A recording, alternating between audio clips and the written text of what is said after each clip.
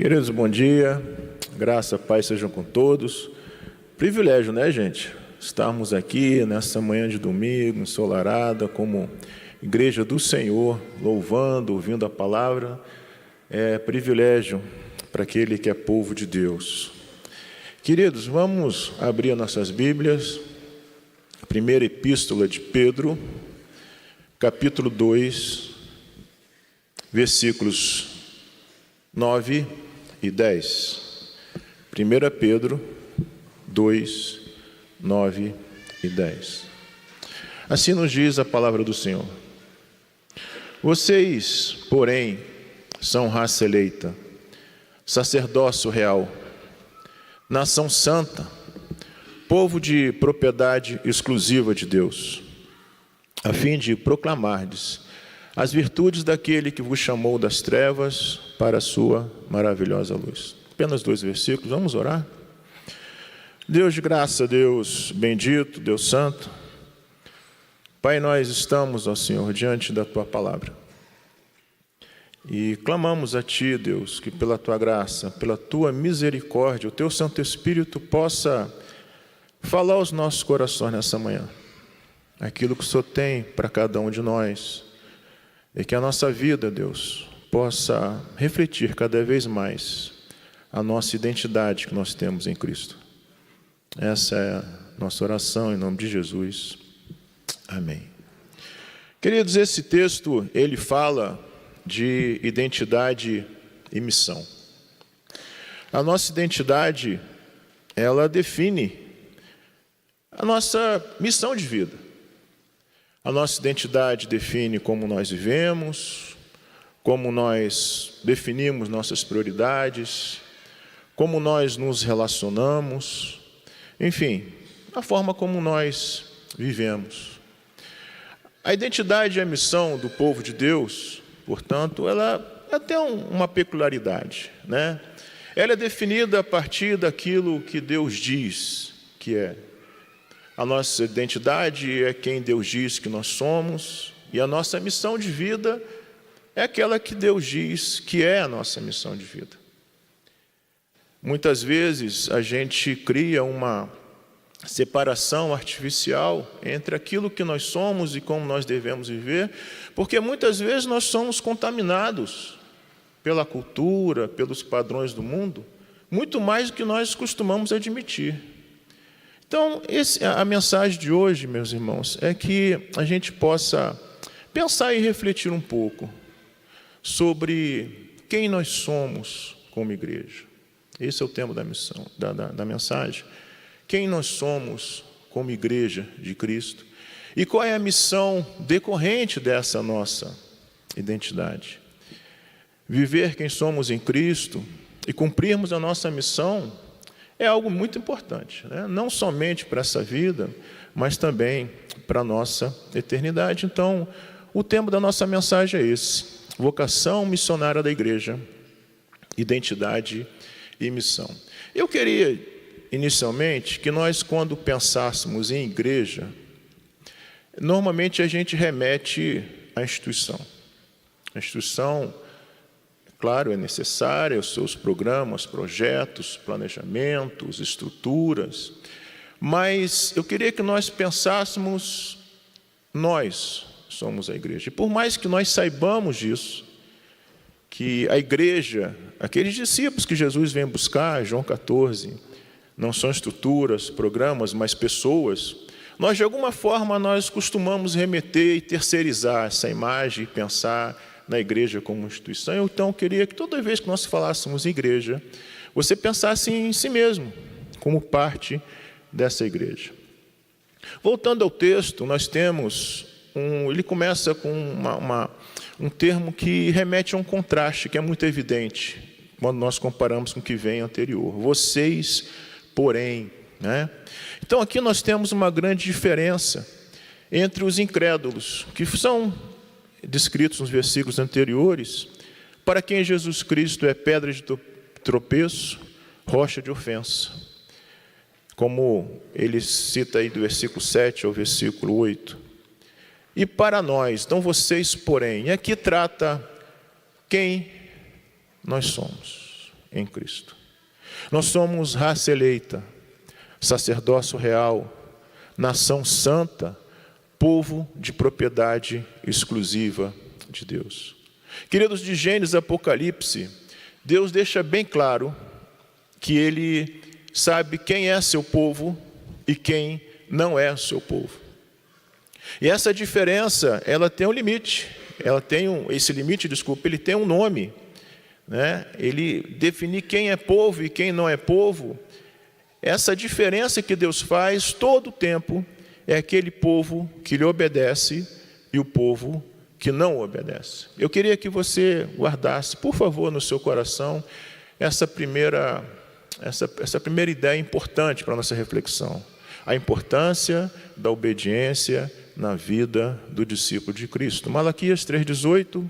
Então vocês verão mais uma vez a diferença entre o justo e o ímpio, entre o que serve a Deus e o que não serve.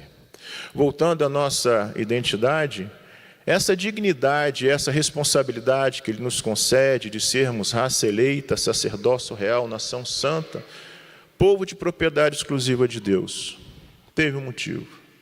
Foi por causa do sacrifício de Jesus Cristo naquela cruz, da sua vida de obediência e da sua ressurreição. Eu tenho para mim, queridos, que por mais que nós pensemos e reflitamos sobre o sacrifício de Cristo naquela cruz, eu creio que nós nunca teremos pensado e refletido o suficiente desse lado da eternidade. Eu creio que nós só começaremos a entender a profundidade dessa verdade real mesmo, tal como ela se deu, quando nós estivermos diante dele. Então é algo que muitas vezes as pessoas acham que o evangelho é só para os iniciantes. Então a pessoa se converteu e então depois que você se converteu, você precisa de coisas mais avançadas, mas não deve ser assim nosso pensamento. O evangelho é o começo e é o que nos sustenta toda a nossa vida cristã. Todo o tempo nós temos que pensar quem nós somos por aquilo que Cristo fez. Veremos algumas implicações sobre essa identidade que nos foi concedida por Deus por meio de Jesus Cristo. E a primeira implicação é que nós somos raça eleita. Nós somos eleitos para dar frutos. Muitas vezes a teologia reformada ela é muito criticada por causa da predestinação. Mas é um entendimento equivocado e limitado do que é ser eleito. Muitas vezes as pessoas pensam que nós somos eleitos tão somente para a salvação, e é claro que isso faz parte da verdade, mas não é toda a verdade. Nós somos predestinados, nós somos eleitos para que nós nos conformemos à imagem de Jesus Cristo. Está em Romanos 8, 29. E isso aponta para um caminho muito seguro da santificação, sem a qual ninguém verá o Senhor. Então, nós vamos entender um pouquinho o que significa, né, essa verdade para as nossas vidas, as implicações de nós sermos eleitos. A nossa eleição, ela revela a total soberania de Deus na formação e na preservação do seu povo, como também aponta para a realidade, queridos, que nós somos totalmente incapazes de nos voltar para Deus por nós mesmos. Por isso que a eleição, ela foi totalmente necessária. E um ponto importante que eu queria enfatizar aqui é que a eleição, ela nos capacita. Esse é um termo importante. Carta de Paulo aos Efésios. Ele trata nos 3 primeiros capítulos da nossa identidade em Cristo e nos últimos 3 capítulos de implicações dessa nossa identidade. Efésios 4:1, a palavra de Deus diz que nós devemos viver do modo digno da vocação a que nós somos chamados. E aqui nós temos uma estrutura da teologia paulina que se repete. É um modo indicativo que dá um verbo, uma ação por acabado. Nós fomos capacitados, nós somos chamados. Então nós somos capacitados, queridos, a viver do modo digno da vocação a que nós somos chamados. A eleição, ela nos capacita a sermos santos e irrepreensíveis diante de Deus. Efésios 1:4. A nos esforçarmos para ter uma vida de devoção, como está em 2 Pedro 1:10. E a pagarmos o preço necessário para que os eleitos vejam a glória de Deus. Paulo fala isso na segunda carta de Timóteo, capítulo 2, versículo 10. E quando Paulo escreve a Timóteo, Paulo já está nos estertores da sua vida ministerial e vida nesse mundo. Está preso, condenado. Ele olha em volta e os líderes que o acompanhavam ou estavam em outras missões ou tinham abandonado o evangelho, e ele olha e ele só vê Timóteo. E ele fala que ele suporta tudo por causa dos eleitos. Isso porque não é porque Paulo tinha um chamado especial, mas é porque ele era crente, ele conheceu Jesus Cristo. Ele teve uma experiência real com Jesus Cristo. Essa experiência real com Jesus Cristo é que nos capacita verdadeiramente a, como nós vamos ver nesse tema aqui, nesse ponto, a darmos frutos. Então, meus irmãos, a eleição, ela provoca uma mudança profunda no nosso coração. Essa é uma coisa importante para você guardar nessa manhã. E essa mudança no nosso coração deve nos levar a ter uma vida que dá frutos para o reino de Deus. Nós somos eleitos para dar frutos. Em João 15,16, Jesus diz: vocês não me escolheram, eu os escolhi. Eu os chamei para irem produzirem frutos duradouros, para que o Pai lhes dê tudo o que pedirem em meu nome. Então, se você é um crente em Jesus Cristo, você foi eleito, você foi capacitado para dar frutos para o reino. E dar frutos para o reino, nós podemos citar algumas coisas, mas eu queria citar uma, como está em Provérbios 11:30, que o fruto do justo é a árvore da vida, o que ganha almas é sábio. Que privilégio, meus irmãos, sermos usados por Deus para fazer com que os seus eleitos vejam a glória de Cristo. Apocalipse 14:13 fala que aqueles que morrem no Senhor morrem verdadeiramente felizes, porque as suas obras os acompanham. E esse é um tipo de obra que você vai levar para toda a eternidade, quando a sua vida for usada para que os eleitos de Deus, eles conheçam o Evangelho. Então, meus irmãos, a eleição, ela se manifesta numa vida que dá frutos. Ela revela que somos verdadeiramente discípulos. Os frutos da nossa vida revelam que nós somos verdadeiramente discípulos. Jesus fala isso em João 15:8. E o verdadeiro discípulo, queridos, ele faz discípulos. É importante nós pensarmos e refletirmos sobre a nossa identidade tem levado a uma forma de viver em que nós temos feito discípulos. Eu costumo dizer que o evangelismo, meus irmãos, ele é algo simples. É você falar de quem você ama para quem quer ouvir. Isso deve ser natural na nossa vida e é algo importante, necessário para que os frutos venham. Faz com que nos esforcemos, a eleição nos capacita. Colossenses 1:28 e 29, Paulo fala que ele se esforça, ele se afadiga. Meus irmãos, de alguma forma na nossa vida, nós temos criado algumas crenças falsas. Nós nos esforçamos para tudo. Você quer passar no concurso, você se esforça. Você quer construir uma casa, você se esforça. Tudo exige esforço, planejamento e dedicação. No entanto, parece que nós colocamos a nossa vida espiritual no automático. As coisas parecem que naturalmente vão acontecer, se basicamente ouvir na igreja, ouvir a palavra, o resto Deus faz, mas não é isso, queridos. Não é isso que a palavra nos diz. E este texto fala, Colossenses 1:29, Paulo fala que ele se esforça, ele se afadiga para que as pessoas conheçam a Jesus Cristo.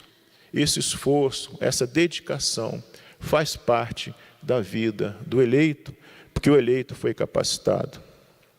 Paulo, diante do rei Agripa, em Atos 26, ele estava numa situação muito ruim, condenado de forma injusta, sendo acusado, e ali ele fala que ele se sente feliz por estar testemunhando da ressurreição de Cristo. É esse tipo de felicidade, é esse tipo de alegria que nós podemos verdadeiramente experimentar, mesmo nas situações mais difíceis, que nós possamos estar vivendo, quando nós temos no nosso coração essa missão muito bem definida. né, na nossa vida, que nos motiva, que nos empurra para frente, de testemunharmos de Jesus Cristo. Então, queridos, a primeira implicação é essa. Nós somos eleitos, capacitados para dar frutos para o reino. Uma segunda implicação, nós somos sacerdócio real, para servir como o nosso rei serviu. O povo de Deus, como o reino de sacerdotes, é uma das identidades que nós temos que é anterior, até mesmo aos 10 mandamentos. Está lá em Êxodo 19, versículo 5 e versículo 6.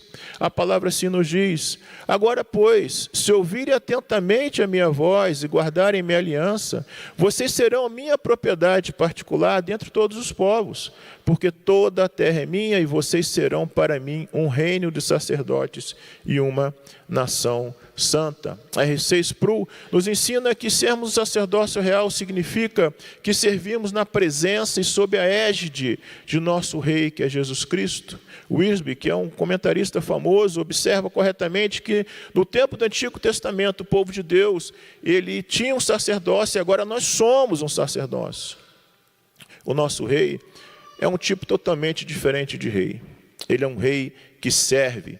E por isso que sermos sacerdotes desse rei, nós devemos ter uma vida de serviço. E foi o próprio Jesus que nos instituiu como reino de sacerdotes, como está em Apocalipse 1, 5 e 6. Então, meus irmãos, vamos pensar e refletir sobre isso. Sermos sacerdotes reais significa uma vida de serviço, significa uma vida de entrega, significa que a nossa disposição primeira ao participar do corpo de Cristo é alguém que está ali para servir perante o Rei dos Reis.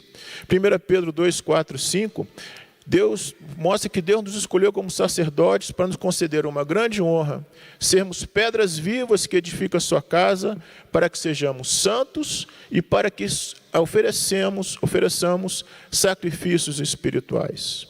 Então, servindo a Deus com sacrifícios espirituais, e vamos ver que sacrifícios são esses. Alguns, não é exaustiva essa exposição, pontuar algumas coisas importantes. Sendo coluna e alicerce da verdade no mundo perdido, meias trevas, Deus conta com a sua igreja, queridos, para mostrar a sua maravilhosa luz nesse mundo perdido, nos encarregando, meus irmãos, de explicar os mistérios de Deus, como está em 1 Coríntios 4:1, levando a mensagem da reconciliação para a multidão que está aflita. Quando nós saímos para evangelizar, interagir com a realidade que está à volta da igreja, o que nós temos visto são pessoas carentes, necessitadas da palavra do Senhor. E muitas vezes a igreja de Cristo, ela está alienada dessa realidade. Ela está distante daquela realidade, daquele contexto que ela foi chamada para transformar. Isaías 43, 21, queridos, resume bem esse ponto. Ao povo que formei para mim, para celebrar o meu louvor. É isso que nós somos, queridos. É isso que nós somos. Nós somos eleitos, capacitados, transformados para dar frutos para o reino. Nós fomos colocados como sacerdotes do rei, pelo próprio rei, para que nós possamos servir a esse mundo como luz, pessoas que precisam ouvir a verdade que nós temos no nosso coração. Nós olharmos em volta, nós vamos tiver o nosso radar espiritual ligado, você vai começar a perceber necessidades muito próximas a nós, que muitas vezes nós deixamos passar, porque às vezes nós estamos tão preocupados com a gente mesmo, né? Tão preocupados com o nosso dia a dia, com a nossa rotina, com as coisas que nós precisamos, e nós não percebemos que muito próximo a nós existem pessoas que precisam da verdade que nós conhecemos. E caminhando para o terceiro e último ponto, queridos, eu queria enfatizar aqui que essa vida frutífera e de serviço em prol do reino de Deus, ela só se torna realidade se nós, como eu falei no começo, se nós tivermos uma consciência muito clara, muito firmada no nosso coração, de que isso só se torna verdade se a obediência ao Senhor for algo que marque a nossa vida, que circuncide o nosso coração, como está em Colossenses 2,11. E aqui então nós teremos a nossa terceira implicação. Nós somos nação santa e povo de propriedade exclusiva de Deus para vivermos em obediência. Atos 20 e 28, quando Paulo chama, ele estava na cidade de Mileto e chama então os presbíteros, de Éfeso, e eles falam: cuide de vocês mesmos e do povo que foi comprado com o sangue de Cristo. Queridos, nós precisamos pensar e refletir sobre essa verdade. Nós somos comprados pelo sangue de Jesus Cristo. Isso nunca deve ser na nossa vida uma verdade periférica, uma verdade teológica distante da nossa realidade, algo que nós professamos, mas nós não vivemos isso. Nós somos comprados pelo sangue de Jesus Cristo. Escrevendo a Tito 2,14, Paulo explica melhor um pouco sobre essa verdade. Ele revela que Jesus deu a si mesmo por nós, para que nós fôssemos um povo exclusivamente seu e dedicado à prática das boas obras, e para que nós vivêssemos uma vida de santificação.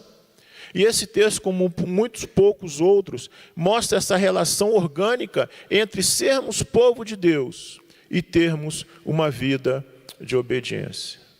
Queridos, de novo, vivermos a nossa identidade como raça eleita para dar frutos, como sacerdócio real para servir, precisa necessariamente que nós tenhamos no nosso coração essa consciência bem firmada de que a obediência ao Senhor, e não é qualquer tipo de obediência, queridos. Como o pastor falou, eu sou um militar, lá tem uma obediência hierárquica, Não é esse tipo de obediência, é obediência por amor. Obedecer o Senhor por amor. Obediência por amor. Eu vou citar alguns textos aqui que mostram que essa questão da obediência não é algo incidental, é a essência da vida cristã. Moisés estava na planície de Moabe, Deuteronômio 7,11, já vendo a terra de Canaã. Então Deuteronômio é um resumo de 40 anos do deserto, das leis. Ele fala: assim obedeçam a todos esses mandamentos, decretos e estatutos que hoje lhes dou. Então ali é um resumo daquilo que realmente importava para o povo. Lucas 6,46, Jesus questiona: por que me chamam de Senhor, se não fazem aquilo que eu ordeno? Em João 8, 31, 32, Jesus ele condiciona o status do verdadeiro discípulo somente aquele que permanece nos seus mandamentos. João 7,11, Jesus ainda coloca que para que nós conheçamos verdadeiramente a doutrina, nós precisamos ter uma disposição interna anterior para obedecer o Senhor. Uma vida de discernimento espiritual requer obediência, Hebreus 5,14. Por que muitas vezes algumas pessoas ficam na igreja, meus irmãos, anos e anos e anos e não mudam? Porque não se desenvolve no seu coração a prática da obediência. A obediência que nos impede de ver no alto engano, Tiago 1,22. Então, conhecer, queridos, coisas sobre Deus, necessariamente não significa que nós conheçamos a Deus. Nós vamos conhecer a Deus quando a vida de obediência realmente for uma realidade na nossa existência. Queridos, e Jesus, ele é bem direto quando nos ordena a respeito de si mesmo. Jesus, quando fala a respeito de si mesmo, ele não usa parábolas, não usa histórias, ele dá ordens diretas para cada um de nós. Ide e pregai o Evangelho a toda criatura. Essa é a nossa missão como povo de Deus. Ide e fazei discípulos. Não há nada, queridos, mais importante na nossa vida, apesar de várias vozes que nós temos ouvido, o mundo todo o tempo, o mundo tem colocado propostas de outras identidades, onde nós muitas vezes nós colocamos a nossa identidade em Cristo como algo periférico na nossa vida. Uma vez eu estava lendo um livro e eu achei interessante, uma metáfora muito simples, Ele comparou assim, de uma forma bem limitada, claro, né? Mas a vida cristã com uma roda de bicicleta, né? Eu achei interessante porque ele colocou que a roda de bicicleta tem um eixo que faz os raios girarem, né? E muitas vezes nós colocamos a nossa vida com Cristo como mais um raio, quando ela deve ser o eixo. E é por isso que a roda não gira direito, né? Colocamos o eixo na nossa profissão, outras coisas, e parece que a vida cristã é apenas algo para sustentar, quando deve ser aquilo que faz girar a nossa vida. Queridos, concluindo a nossa mensagem, agora de 13 a 20 de julho, em Aciara, 300 quilômetros daqui, os MV estarão testemunhando Jesus Cristo, exercendo essa identidade de raça eleita, sacerdócio real, servindo perante o Rei dos Reis, dando frutos para a eternidade. Nós nunca podemos menosprezar, subestimar aquilo que Deus pode fazer com alguém que se dispõe a servir. Muitas vezes podemos não ver o fruto de forma imediata, mas se nós olharmos para a nossa própria vida, você deve ter histórias, eu tenho histórias na minha vida, de palavras que eu ouvi e que transformaram o rumo da minha existência por pessoas que eu não encontrei mais.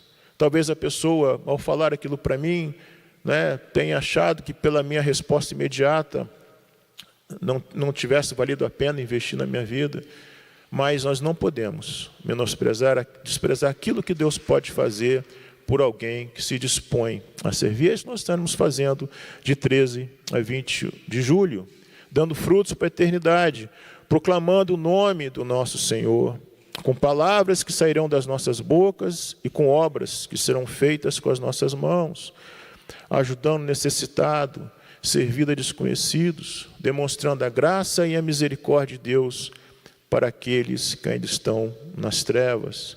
Os missionários voluntários, como nação santa e povo de propriedade exclusiva de Deus, enfrentarão sol, calor, cansaço, rejeição.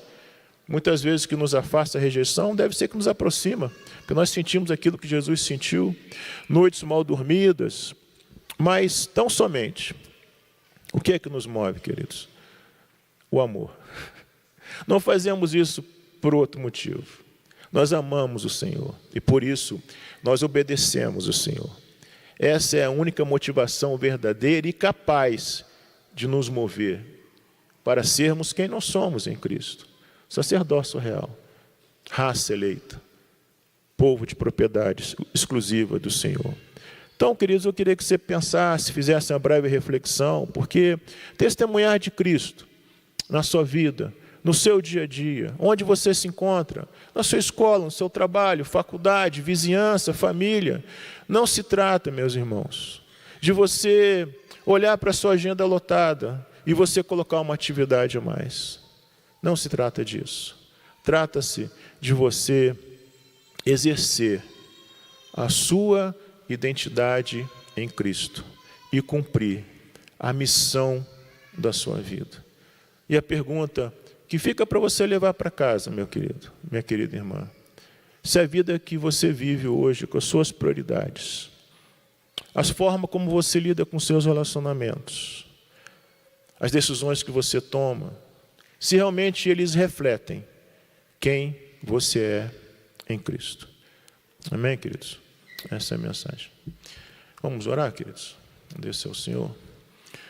Deus de graça, Deus bendito, Deus santo, Pai, nós te agradecemos pela Tua palavra e clamamos, ó Deus, que pela Tua graça e pela Tua misericórdia, o Teu Santo Espírito possa fortalecer a nossa identidade em Jesus Cristo, quem nós somos em Cristo, e que nós possamos ter uma vida que reflita essas verdades.